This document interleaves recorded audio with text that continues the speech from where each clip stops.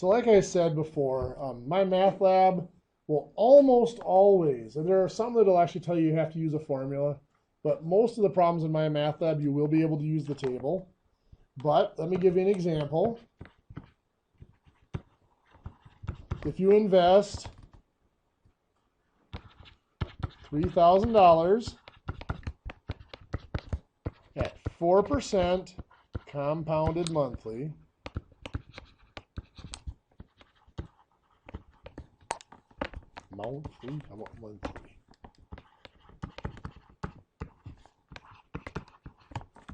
for 2 years.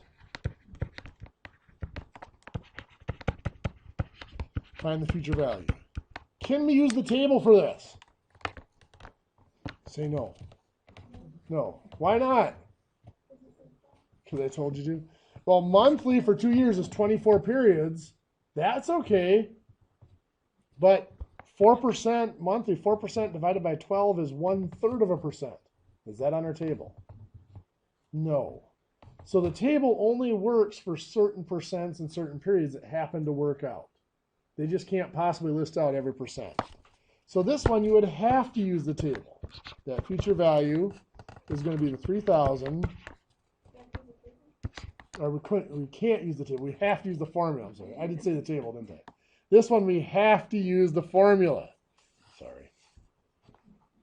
So 3,000 times, my parentheses, 1 plus 0.04 for my 4%, divided by 12, because it's monthly, to the power of, well, 2 times 12 is 24. Or 12 times 2, I guess I should have said. So 3,000 times 1, parentheses 1 plus 0.04 divided by 12, close parentheses, power of 24. So 3249.43.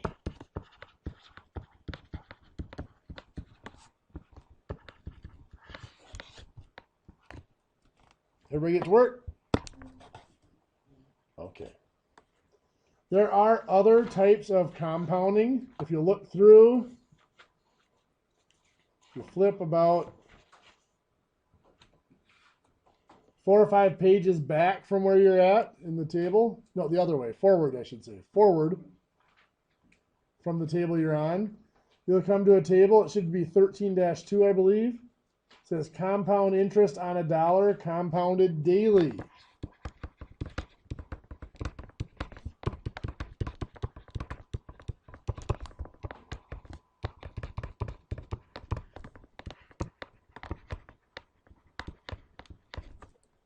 Actually, I should make sure I specify that. It doesn't say compound interest on $1. It says compound interest on $100, doesn't it? This table works quite differently from the other table. The other table found the future value. This table finds interest only.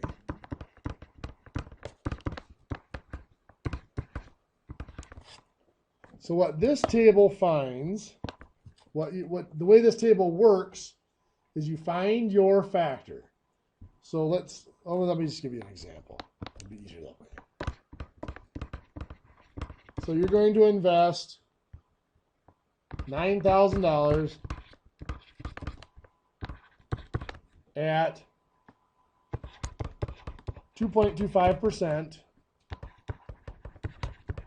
compounded daily. We're just about 4 or 5 pages past the table we had before. Compounded daily for, we're going to go 360 days.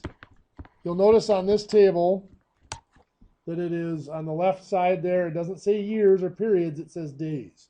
What page is this table on, by the way, in your copy of the book? 471. So it's on page 471 in the book. So we're going to look up here on the top. We're going to look at 2.25. Bless you. Oops, I should have circled the whole thing. So 2.25. On the side, we're looking at 360 days. That gives us what?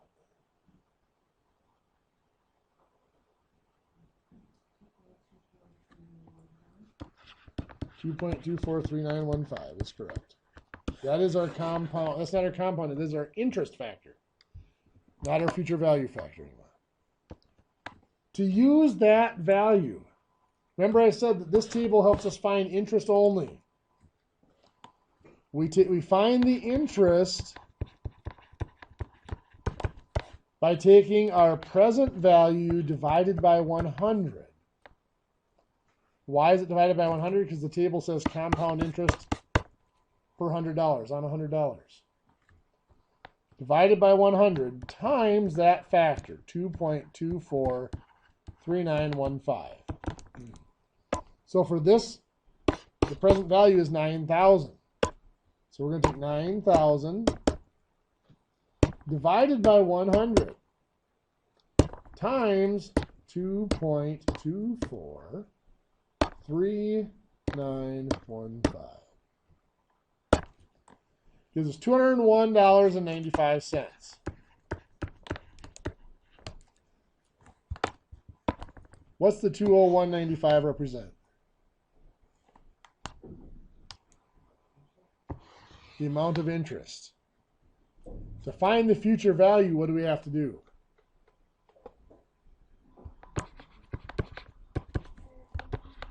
We have to add it to our 9,000. So $9,201.95. So you can see this table is a considerably more amount of work. Considerably more amount of work. Wow, that was horrible grammar. It is a lot more work to get the result from this table than it is from just the regular future value table. What's that? Yeah. But the daily compounding is becoming more popular, especially with your larger institutions. Yes. How did you get that 2.243915? That's from in the table on page 471. Okay. On the top of the page, you do the 2.25%. On the left side, you do the 360 days. Yep. Could you get that in a formula? Good question. Well, that's what I was trying to figure out.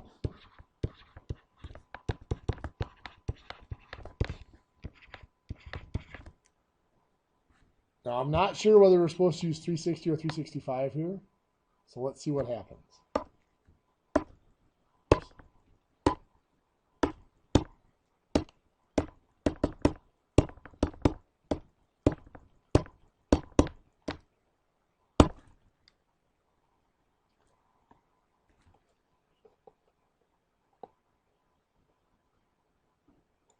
We have 2.24.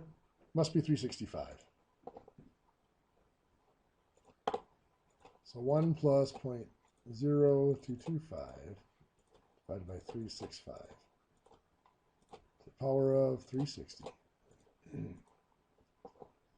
There it is. So what I get there is 1.02242243951.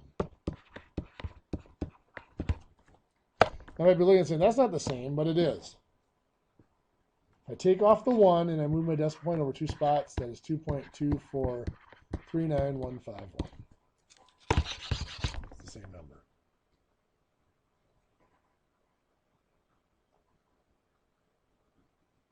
Any questions?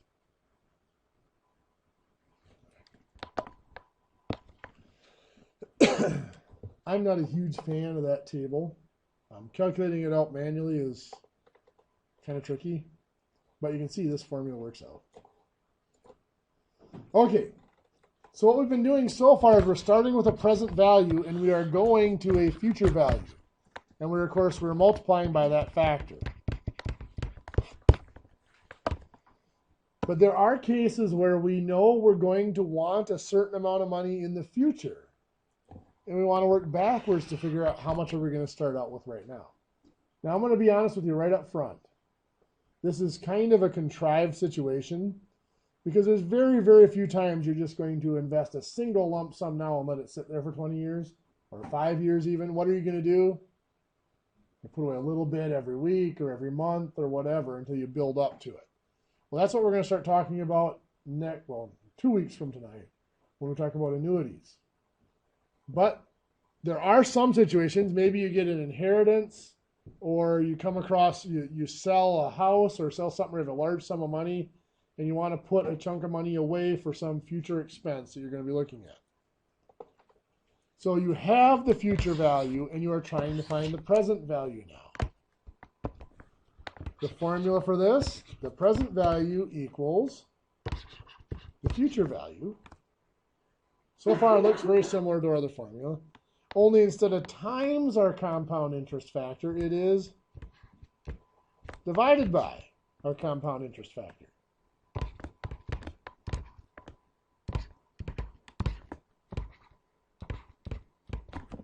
So in parentheses, it's 1 plus r divided by n, close parentheses, to the power of n times t.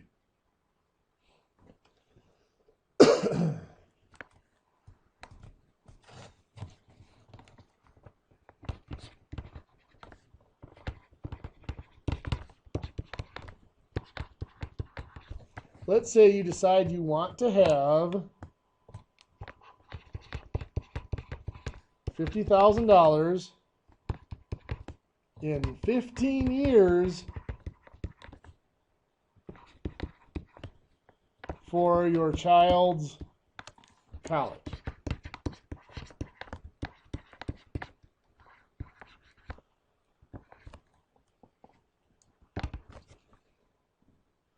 So you have a grandparent or somebody like that who wants to put money away for them right now.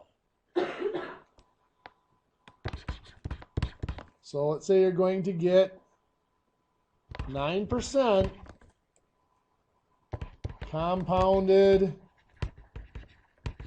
let's go monthly,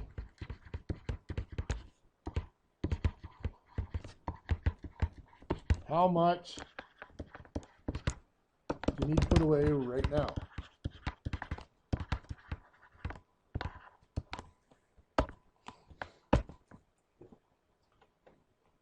So we are looking for the present value. We want to know the value right now. How much money right now? To have $50,000 in the future. So the $50,000 is our future value. Divided by, open parentheses, 1 plus, what's R? 0.09 divided by 12, close parentheses, to the power of 12 times 15, which is how much? 180. So 50,000 divided by, parentheses, 1 plus 0.09 divided by 12, close parentheses, power 180. $13,027.47.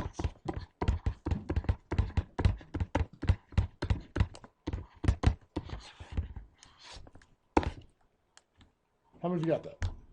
Worked? Perfect. So $13,000 right now will pay $50,000 towards your kid's college in 15 years. What's that? Yeah, everybody's got 13 grand laying around, don't they?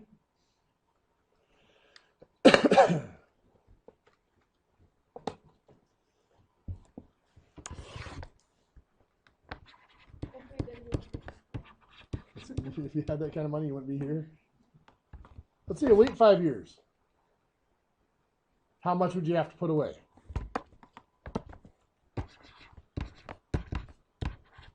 So everything's going to stay the same on here. 50,000 divided by 1 plus 0.09 divided by 12. The difference is instead of 12 times 15, it's going to be 12 times 10. It'll be 120. We don't have 15 years left anymore. We have 10 years left. I should specify you're waiting 5 years to put the money away. They're not waiting 5 extra years to go to college. Wait 5 years. Yeah. Sorry, you can't go to college until you're 25. We can't afford it till then. By then you're out of my house, so it's your own problem. So this changes 50,000 divided by parentheses 1 plus 0.09 divided by 12 close parentheses. Instead of power of 180, it's power of 120. 20,396.87.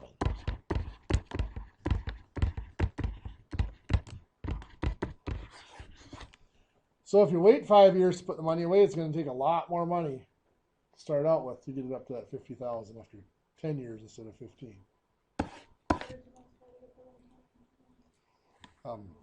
12 times a year for 10 years.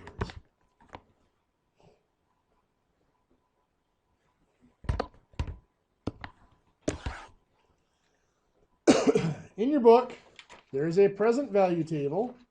If you keep going from this $1 daily compounded or $100 daily compounded table a few more pages, there'll be table 13-3 says present value of $1.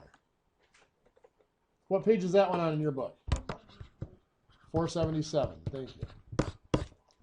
So on page 477 in your book, this is the present value table.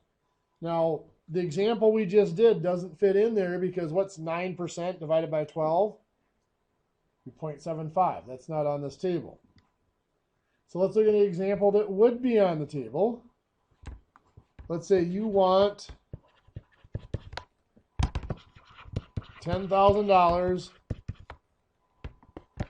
in 5 years. You figure you can achieve 8% compounded quarterly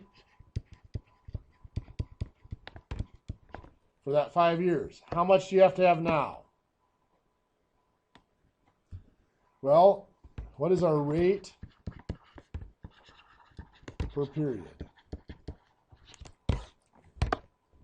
Well, we have our 8% divided by how many periods in a year? 4. It's quarterly. So it's going to be 8% divided by 4 is 2% is our rate per period.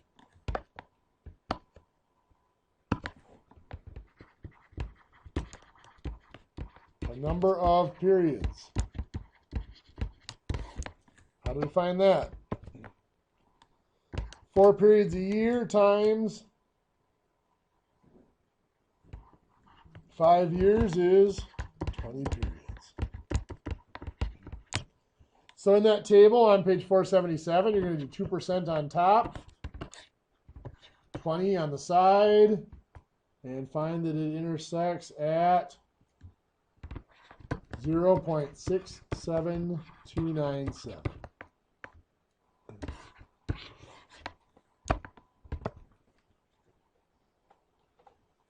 So we are going to take our $10,000 to find our present value. We're going to take our $10,000 times 0.67297, which is going to give us $6,729.70. So that table works exactly like the future value table. Notice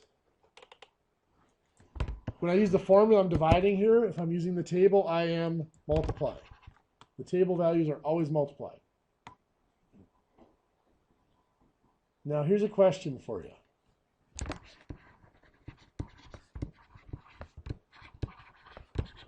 Could you use the future value table for this? Sure we could.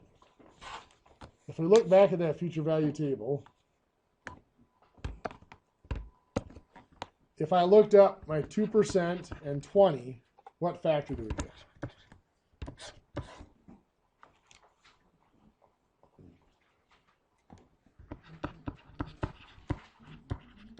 $1.489595.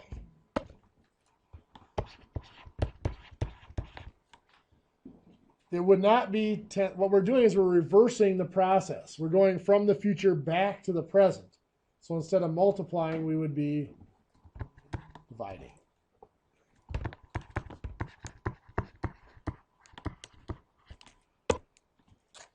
So 10,000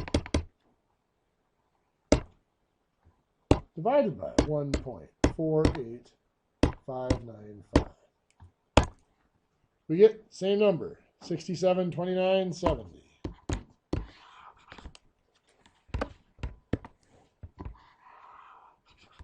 That's why we were able to use the same formula, only replace multiply with divide. Now again, my math lab is going to want you to use the present value table, and it's going to want you to multiply that present value factor. Personally, I think the formula is still easier. Yeah, you might be off by a few pennies, but again, I'll correct those. So if we have our present value and we have our future value here, if we are going from present to future, we're multiplying. That's if we're using the formula.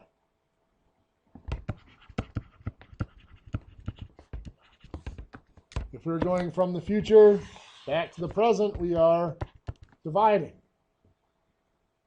Otherwise, the rest of the formula stays the same.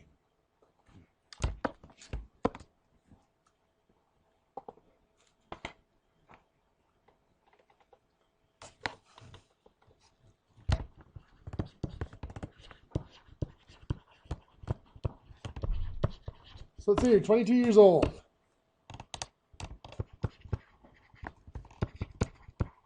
You invest $2,000 at 10% compounded quarterly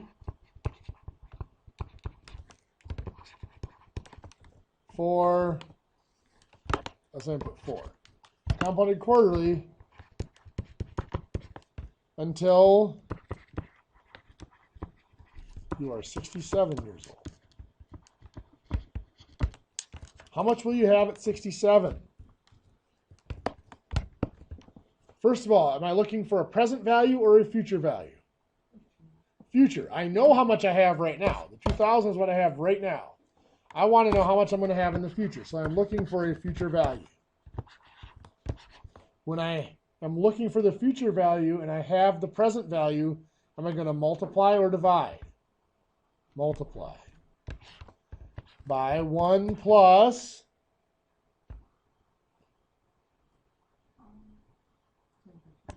10%, so 0.1 divided by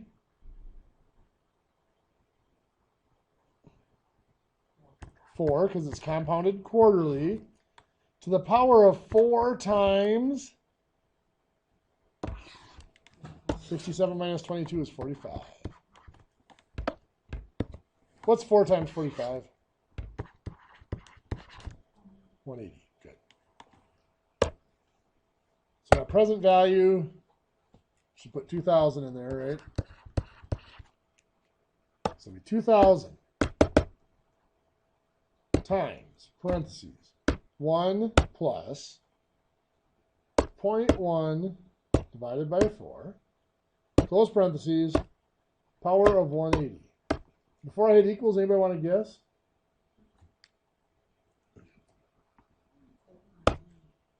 Yes, it is. 170,343.58.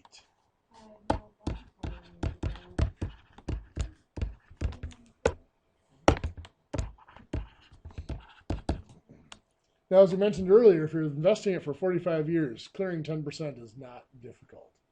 It's very, very doable. Yeah, $2,000, $170,000 in your retirement fund.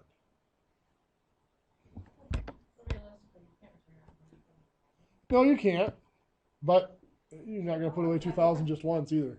You're not going to put it away just once, hopefully, either.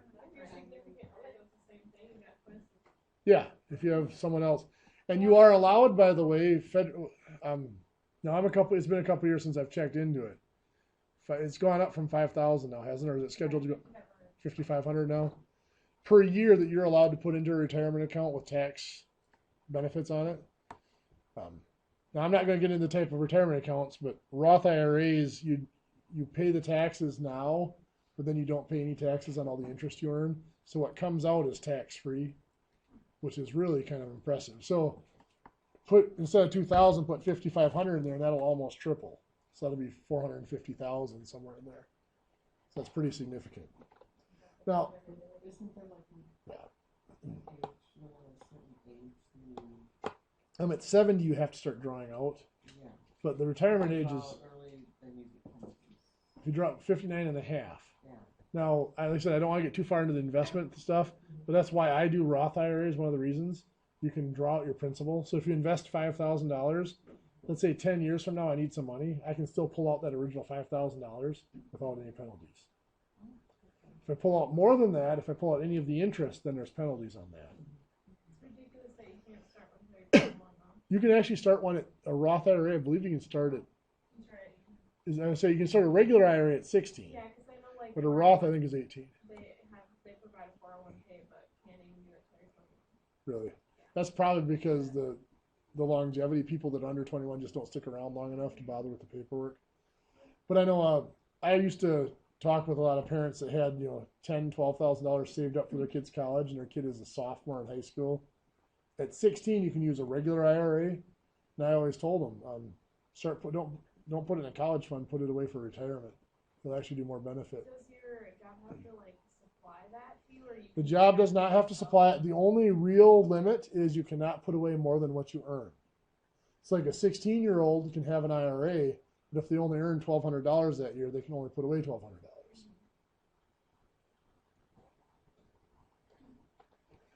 For an adult who's working, it's $5,500 is your limit on a Roth or a standard IRA, but then you can do tax shelters above that, and it's up to, I think it depends on your income as well as a certain percentage of your income, but I think the absolute max is like 20 or 21,000. You can put away a lot of money before there's any sort of penalties. Of course, if you've got $20,000 to put away every year, you're doing better than I am. Yeah. So now let's take a look. Now this was starting at 22. Let's say you wait till you're 27.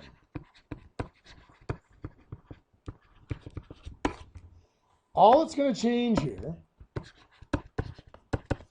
2,000 is still the same. We're going to assume you're still getting 10%, so it's 1 plus 0.1 divided by 4. Instead of 4 times 45, it's going to be 4 times 40, which is going to be a power of 160 instead of 180.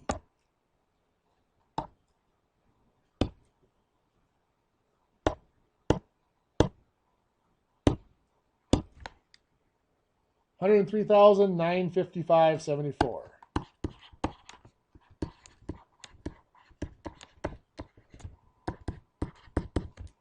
So even if you've gone a few years past 22, there's still benefits to getting that money put away. Now, you lose over a third of it. And it's kind of sad that just that 5 years cost you that much. Now, let's say you wait till you're 32. Again, the only thing that's going to change is that power. Still putting away $2,000. Still 0.1 divided by 4. Instead of 4 times 40, though, it's going to be 4 times 35. So it's the power of 140.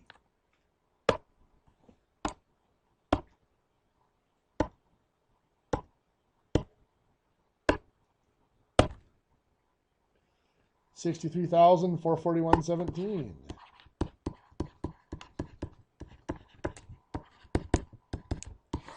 Look at that compared to that original amount. If you start at 22, that's what you'd have. Put it away at 32, you're down to about a third of it. That 10 years cost you 2/3 of your money. Now this one's going to get a little off topic. This is going to be more on the side of annuity. But I got to show you this since we kind of got on that idea of how being young helps you out.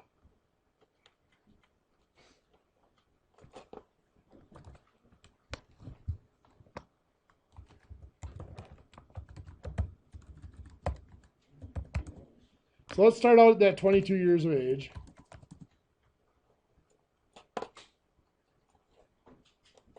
Oops. The analogy I always use to my students is you're in college right now, so you're probably living relatively cheaply because you have college expenses and your time is limited, so you might not be able to work as much as you would like. So once you get out of college and you get a better job, if you keep living that way, it's going to be easy to save up money in those first few years. Let's just go with $2,000 a year. The reason I go to 67 is right now 67 is the age that's been set by Social Security that you can start drawing full Social Security. It's a little bit deceiving because they've already said that even my age, I'm 43 years old, that even for someone my age, it's going to be higher than 67 when I get there. There's a formula that everybody born after a certain year, it goes up by 1 month for every year you were born after that year. And I haven't paid attention because it's kind of depressing. I've kind of decided I'm probably going to retire about 5 minutes before I pass away.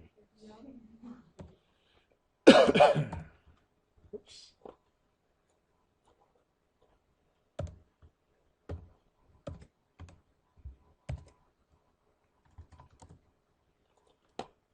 So we put away that $2,000 every year starting at 22. This is 10% interest again, compounded annually now. I just saved a little effort and I compounded it annually. Anybody want to guess? 1.5 million.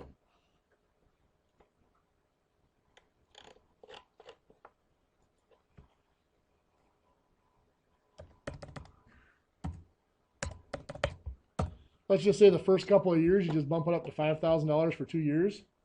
Then you're back down to the $2,000 a year. It's really impressive how it grows.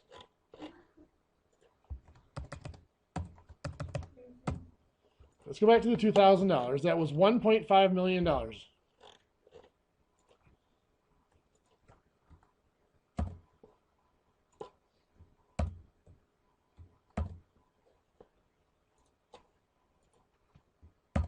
Now, this next example I'm going to show you.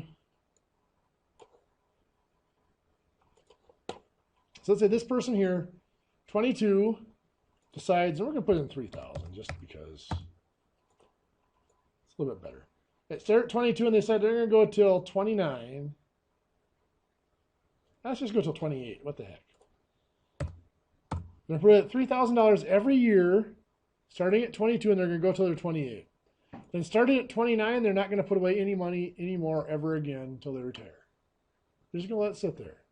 So after 28, they're just going to play with every penny they make. They're not going to save anything. Anybody want to guess? Still 1.1, close to 1.2 million. This person over here, they get out of college, they're 22 or so, they decide, you know what, I want to play with my money. So they don't save any money until they get to be 29. And then at 29, they decide, okay, now I'm going to start putting it away.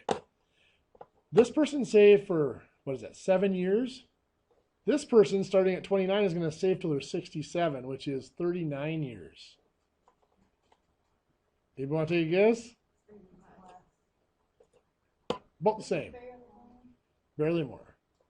So that first 7 years is worth the same as the next 39 years.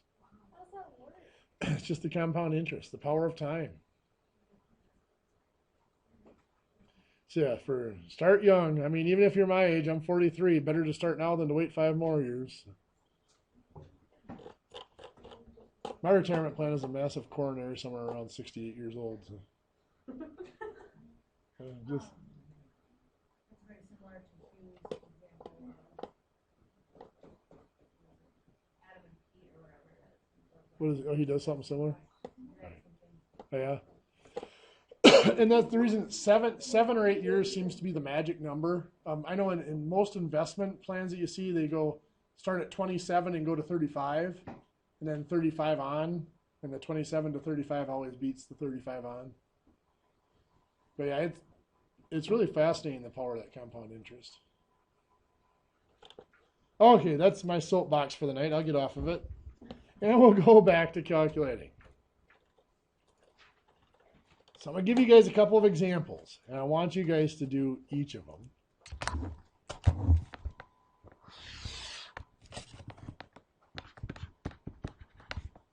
Tim wants to have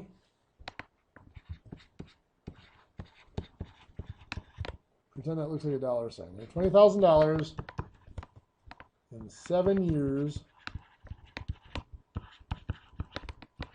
for a down payment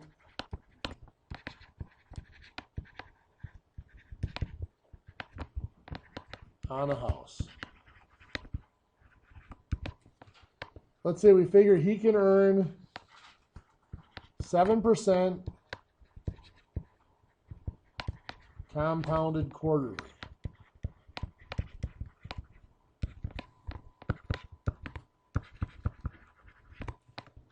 How much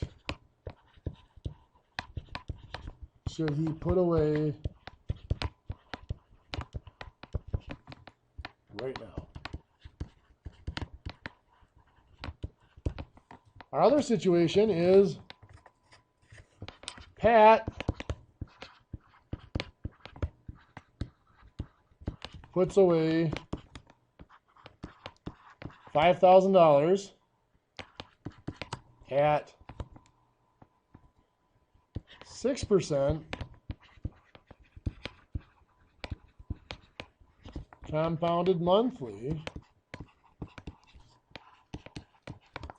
for 8 years.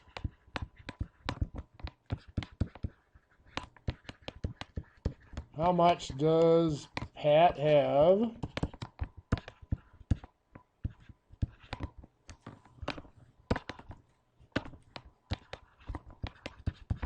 at the end of 8 years? So try those two examples in your notes for me. We'll go over them in just a couple minutes. So the first one here, are we looking for a present value or a future value? Present value. You want to know how much should he put away right now? So its present value is going to equal, what's the future value amount? $20,000. Divided or multiplied? Divided by, we're going from future back to present, we divide. 1 plus 0.07 divided by 4, because it's quarterly, to the power of, what's that? 28. Where'd 28 come from? Yeah. Quarterly times 7 years. So 4 times 7.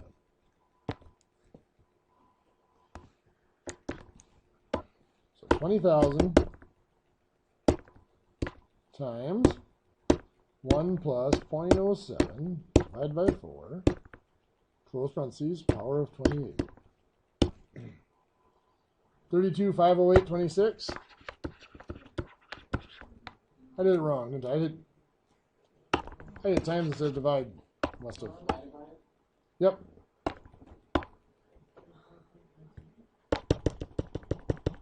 That'll make a big difference, maybe.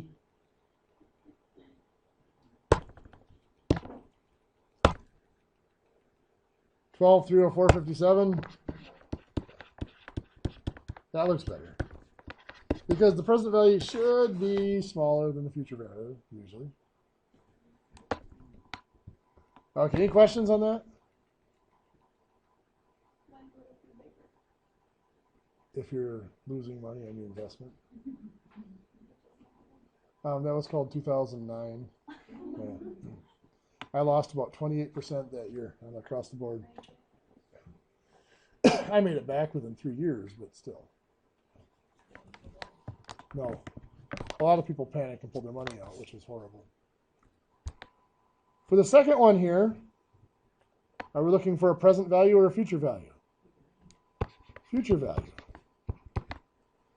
So what's our present value amount? 5,000 is what we have right now.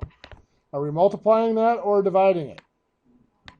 Multiplying it. Times 1 plus 0.06 divided by 12, because it's monthly, to the power of 96. Where'd 96 come from? 8 years times monthly, so times 12. So that's going to be, let's see if I can punch this one in right the first try. 5,000 times 1 plus 0.06 divided by 12. Close, power 96. 80, 70, 71.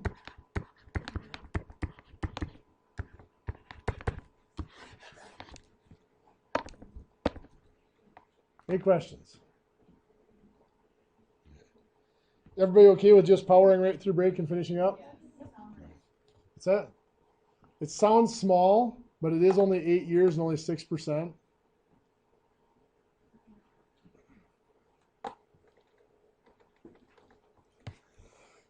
By the way, I mentioned something about the table. This one here, 6% monthly is 0.5%. It's 0.5% per period, but it's 96 periods. So the table doesn't go up to 96 periods. What does that future value table go up to? It goes up to 30, right?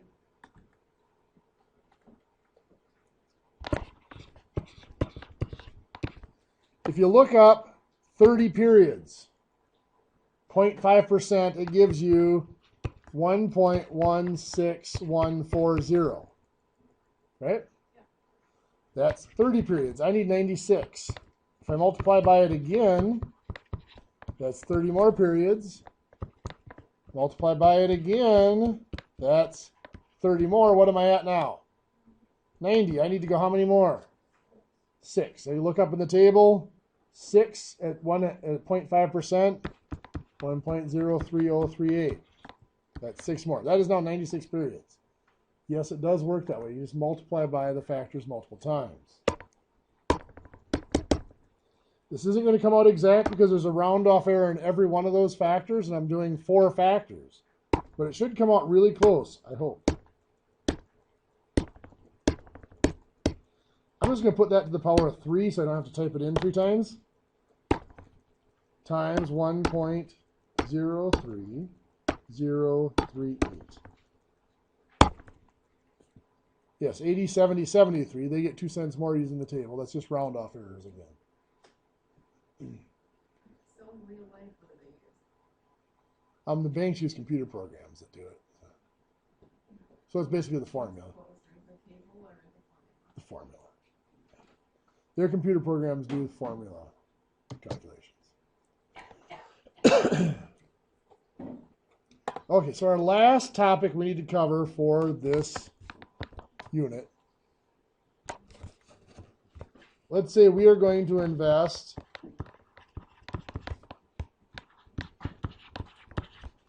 $4,000 at 8% compounded quarterly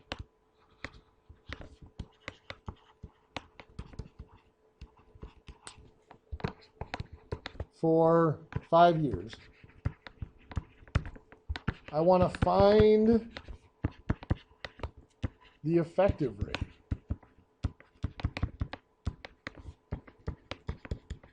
Of interest. The effective rate is sometimes called APY. That's annual percentage yield. The 8% that's stated up here is an APR. That's your annual percentage rate. But you yield slightly more than that when you compound the interest. At least if you compound it more than annually. Yes? It's not the same thing as the one we learned on effective interest rate. No, that's the one we learned before was for a discount. For discount note, the process is very similar, but we're still going to use the simple interest formula to find the effective rate. It's the approach to it that's a little bit different. The starting part is a little different. The ending part, finding the rate itself, is the same. So the first thing we need to do is we need to find the amount of interest. There are going to be 2 cases here. The first case, which applies to this problem, is if the time is more than a year.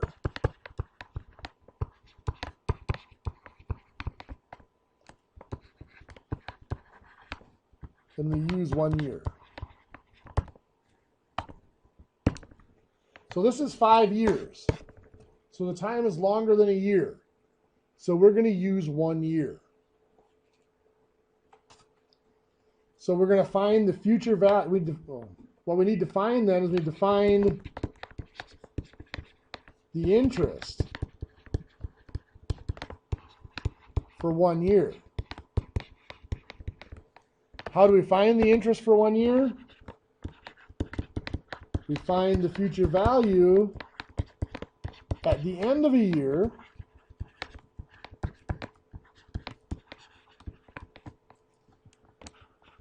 and we subtract the present value, principal.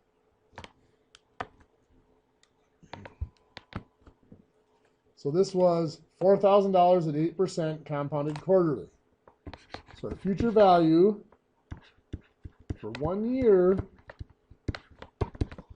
will be $4,000 times 1 plus 0.08 divided by 4 to the power of 4. Now the dividing by 4 here is because it's quarterly. The power of 4 here confuses a lot of people, but it's because it's 5 years. Why isn't it 20? Because for effective rate, we only go for 1 year. If it's more than a year, we only go for 1 year. So what's that going to give us?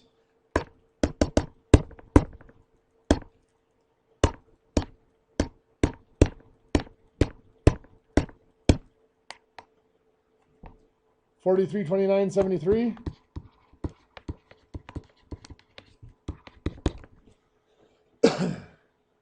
What everybody's coming up with? So that is our future value at the end of 1 year. What do we need to do with that? Subtract the present value of 4,000. $329.73. That is the amount of interest for 1 year.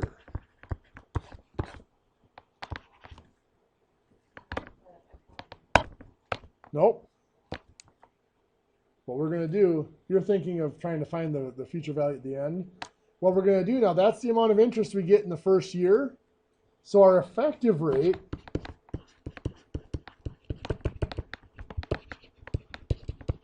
we go back to our simple interest formula.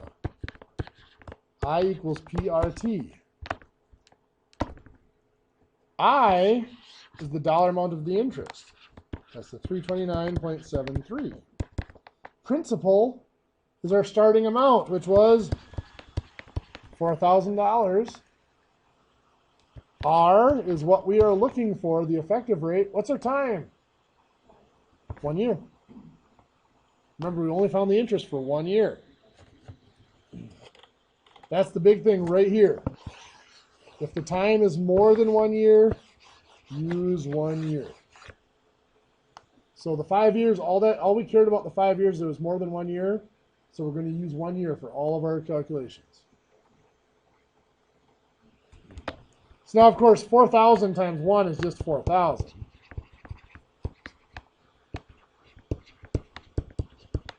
So to solve this, we're going to take and divide by 4,000.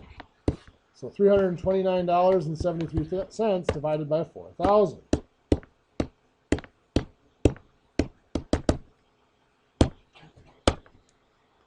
.08243.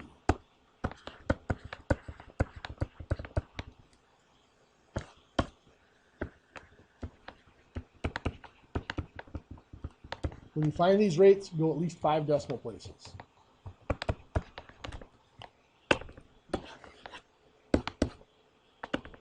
The reason for that is, let's say I ask you to find it to the nearest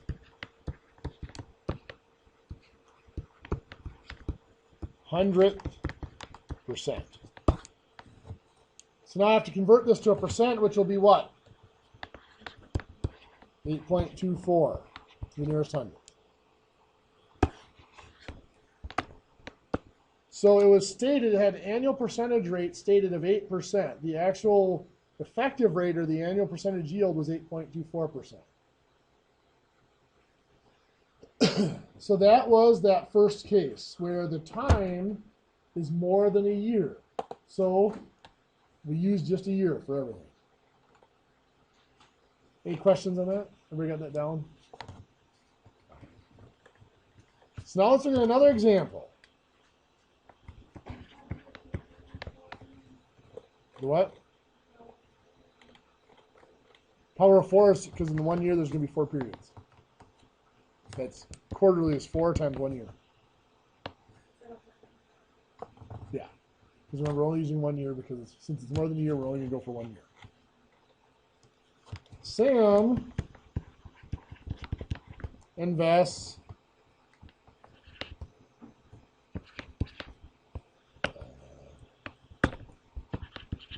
$8,000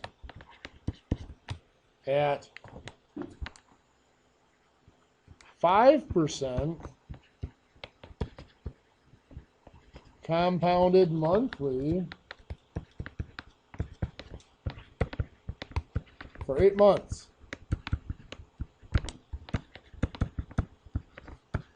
Find the effective rate.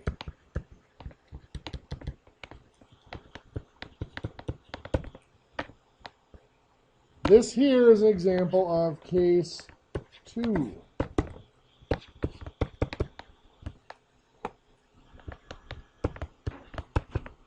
Time is less than 1 year.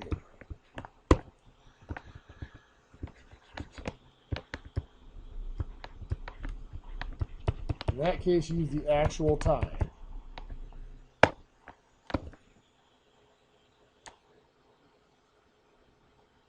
Everything else is going to be the same. So our first step is to find the future value, but not at the end of 1 year. It's going to be at the end of the actual time. So we're going to take the present value of 8,000 times, parentheses, 1 plus, what goes in here? 0.05 divided by compounded monthly, so 12, to the power of, this is the tricky part here, 12 times a year times 8/12 of a year, because it's only 8 months. That comes out to be 8. Or you could look at it as compounded monthly. It's 8 months. That's 8 periods. Right? 1 month would be 1 period. You look confused.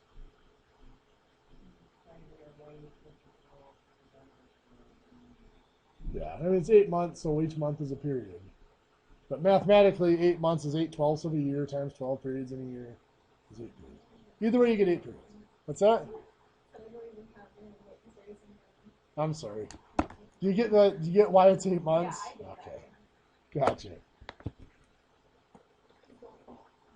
This is late at night. You're not getting the best of me ever. I apologize for that. Some days at this point of the night, I don't even know what I'm saying. So it's 8,000 times, parentheses, 1 plus 0.05 divided by 12, close, the power of 8, 8270.59.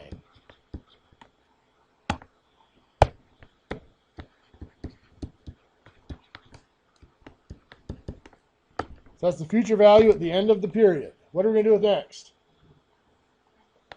Subtract the principal or subtract the present value, 8,000. So there's $270.59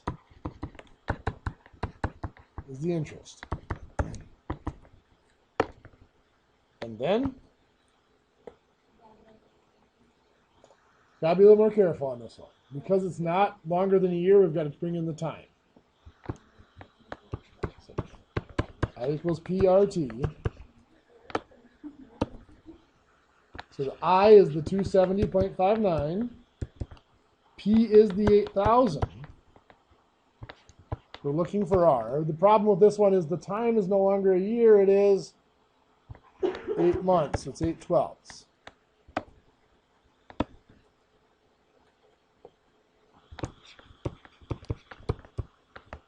So we have to combine the 8,000 times 8/12. 8 divided by 12.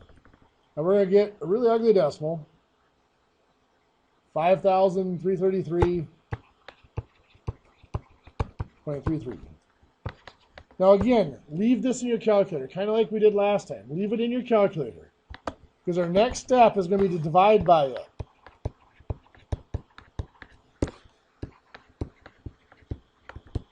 Instead of rounding it off and trying to punch it back in, we're going to type in the 270.59 divided by second answer. 0.050736.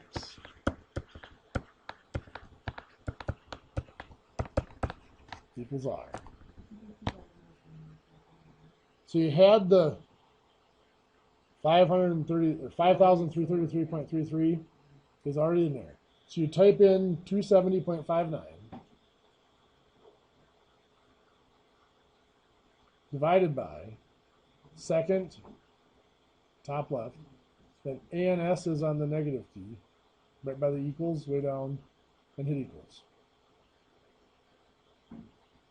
Now, if yours didn't come out, it was because you didn't have the 5,333.33 in there as the previous answer. So you'd probably have to start with 8,000 times 8 divided by 12.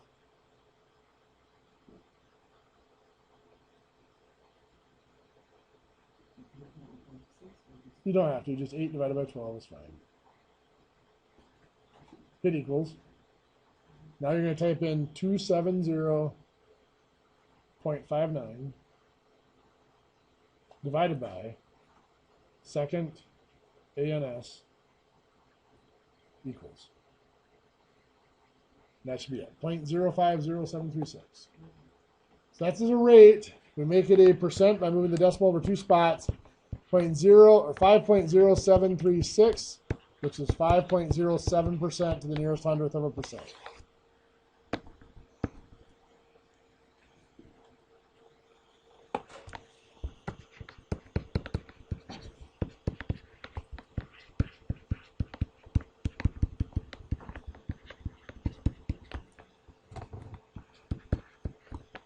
Find the effective rate for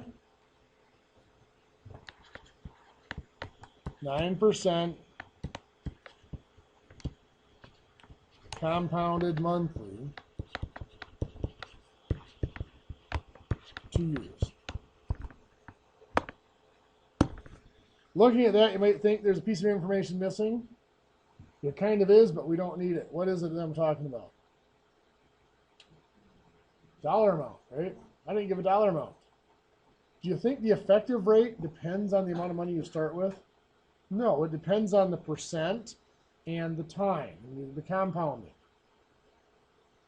So the only thing that the 2 years even matters here is that it is more than a year. So what we're going to use here is 9% compounded monthly for 1 year. Because it's more than a year, we're just going to use 1 year. The present value doesn't matter. So let's pick a value that's really easy to use. That's exactly what I was going to say. $1,000. So if you give us some a test, you just come up with something. That's whatever you want to use. Even if I give you a dollar amount, you can pick whatever dollar amount. Because all that matters for an effective rate is the percent, the compounding periods, and whether it's more or less than a year. I can give you like $87,243.15. It don't matter. Put in 1,000 if you want to for the effective rate. Wait, you need to put something like $10. Less than a year? Well, yeah, you can put in 10 cents, but the problem is your round off errors will kill you. That's why I use $1,000 instead of $100, because $100, your round off errors will kill you. So let's find my future value.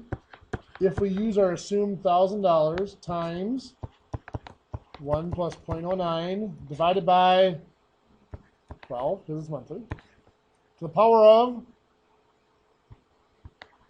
12. Because 1 month, or 1 year compounded monthly is 12 periods.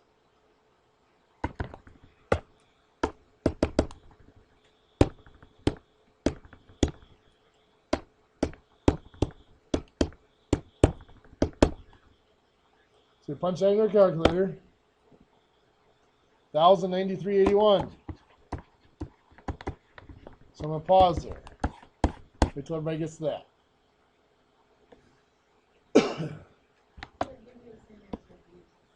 Yeah, we'll use it. Yeah, well, the problem with 10 cents is if you round off your interest to the nearest penny, you're losing way too much information. So as long as you kept it out to enough decimal places, it'll give you the same answer. So now that I have that future value, what's my next step? Subtract the $1,000 that we started with, which means $93.81 is my interest. This one, since it's more than a year, you're going to end up just dividing it by the 1,000. We're going to go ahead and set it up just to be consistent. I equals PRT. So 93.81 is our interest. Principal is $1,000. Looking for our rate, our time is 1. So it's exactly like you said. 1,000 times 1 year is just 1,000. So we're just going to be dividing by 1,000. That's going to be 0.09381 equals R. That's 9.38%.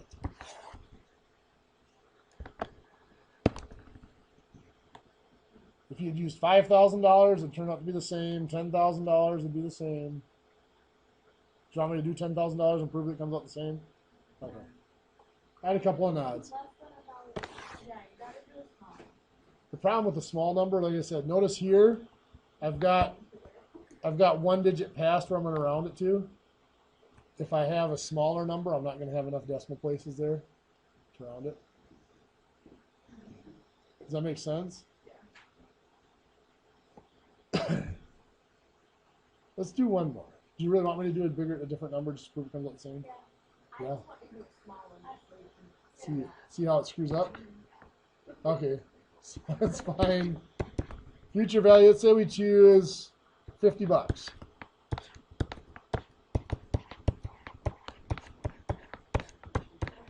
So everything else stays the same.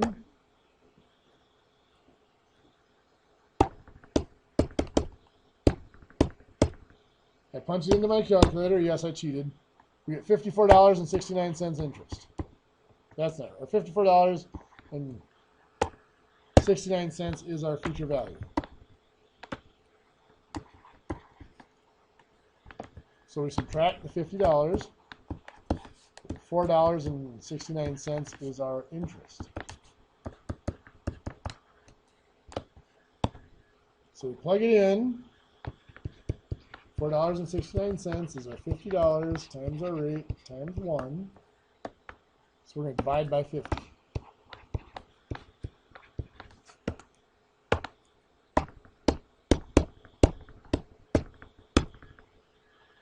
So point. Of course, this one happens to come out dead on. So it still comes out to 9.38%. But you can see I lost a decimal place there. If I drop down probably somewhere around $15 or $20, it'd be 0.094 instead of 0.0938.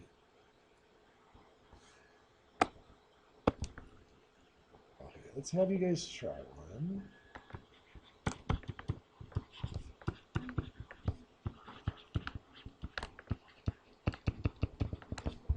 Find the effective rate for 6%.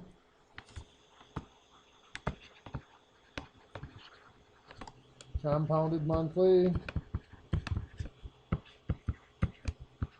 4 months.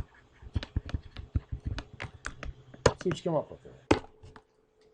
So I'm going to use $1,000 as my present value times 1 plus 0.06 divided by 12, because it is compounded monthly, to the power of 4, because it's only for 4 months. Did anybody put 4 down here too? Okay.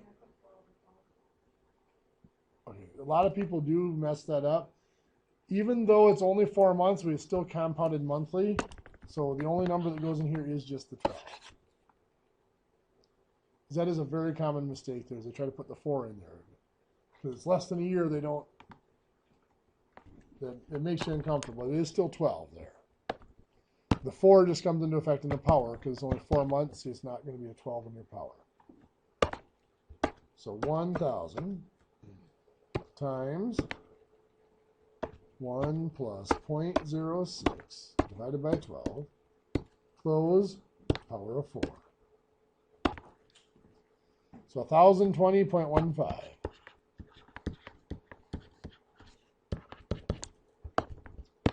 Subtract your $1,000. $20.15. And then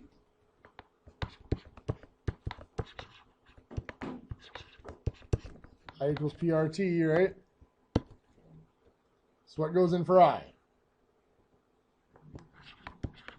$20.15. What goes in for P? $1,000. R, that's what we're looking for. T, 4/12. It's 4 months. So again, when we do the 1,000 times the 4/12, we're going to get $333.33. We want to try to leave that in our calculator.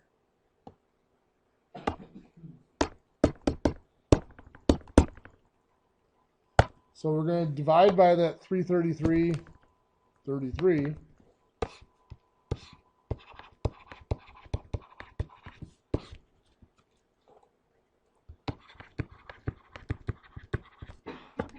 So 20.15 divided by second answer.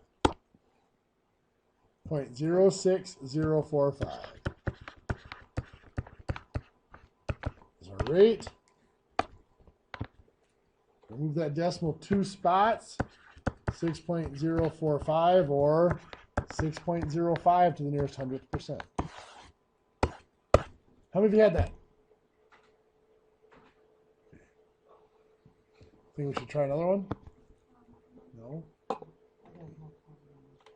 Halfway. Let's do one more that's a partial year.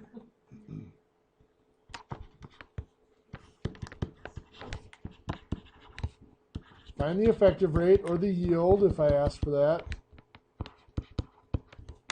for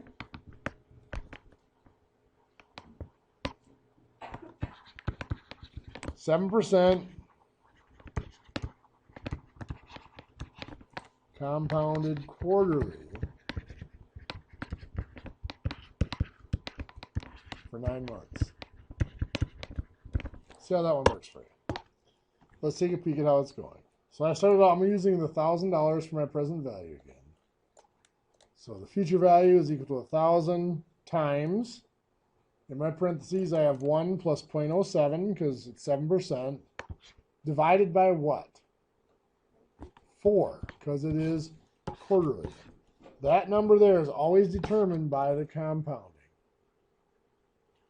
What goes up here for my number of periods? 3, great. That was the tricky part of this one. Because if it's quarterly, how many months does it take to make a period? 3 months, 1/4 of a year. So 9 months would be 3/4. The other way you can do that is it's 4 periods a year times 9/12, because it's 9 months, that gives you 3. So now we have 1,000 times, get 3. You got lucky on that one. So 1,000 times, parentheses, 1 plus 0.07 divided by 4. Sometimes fate's just on your side. The power of 3. 1,053.42.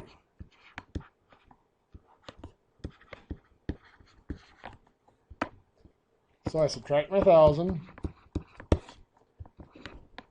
$53.42 is my interest.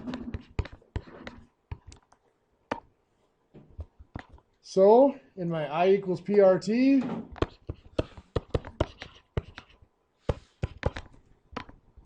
I will put in 53.42 equals 1,000 times R times 9/12.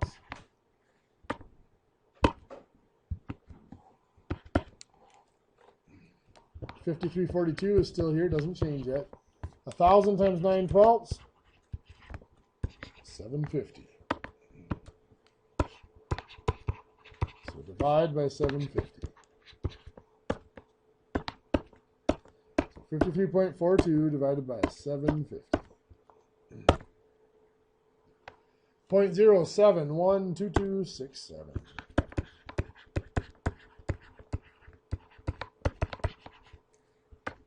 So remove my decimal point 2 spots. 7.1. I'm going to round it off there. 2%. I did 10,000 to 1,000, and I got 0.071232. Yeah, that sounds about right. Any questions? You guys had enough for the night? Okay, there is a new quiz due tomorrow at 11:59 p.m. There's a new homework. I haven't checked it to see what I put in my math lab, because sometimes I just kind of get in a groove when I'm entering it. I just go 1 week. That will not be due until 2 weeks from tonight because there's no class next week. So I will double check. It says December 1st. December 1st, perfect. So it'll be due December 1st at class time. Have a great night if you want to. The room next door here is open if you want to work on your quiz or get started on your homework. The other campuses, you got computers if you can get to them. I will be here till 8:20.